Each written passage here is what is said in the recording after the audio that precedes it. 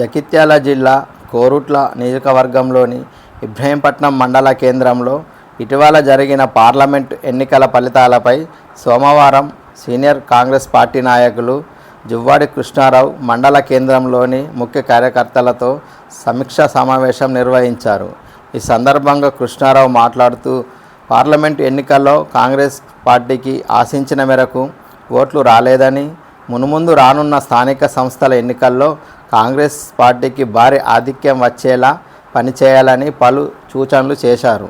ఈ సమావేశంలో మండల కాంగ్రెస్ పార్టీ అధ్యక్షుడు గూడ శ్రీకాంత్ రెడ్డి, మండల పరిషత్ మాజీ అధ్యక్షురాలు వేల్ముల పుష్పలతాదేవి, సుగుణాకర్ రావు, శ్రీనివాసరావు, డబ్బ రాజేష్, దూదిగం గంగాధర్, ఏలేటి వెంకటరెడ్డి, రాజ్కుమార్, శ్రీనివాస్, వాల్గొట్ నరేష్ తదితరులు పాల్గొన్నారు.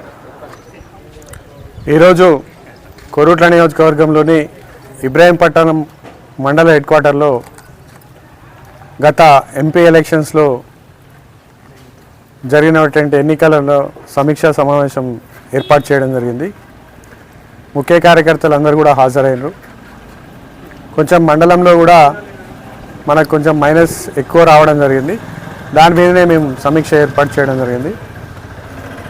ముందు ఏదైతే కాంగ్రెస్ పార్టీని స్థానిక సంస్థల్లో కార్యకర్తలకు అందరికీ తెలియజేయడం జరిగింది.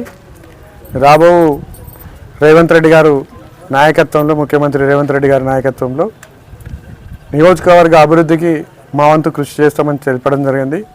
సమస్యలు ఏవైనా, ప్రజల తీర్పు ఏదైనా కూడా శిరసావహిస్తూ అభివృద్ధిలో నియోజకవర్గాన్ని ముందుకు తీసుకెళ్లే ప్రయత్నం మేము చేస్తామని చెప్తున్నాం. కార్యకర్తలు కూడా ముందుండి సాధక బాధకాలలో ముందుండి పనిచేయాలని విజ్ఞప్తి చేయడం జరిగింది. జై కాంగ్రెస్.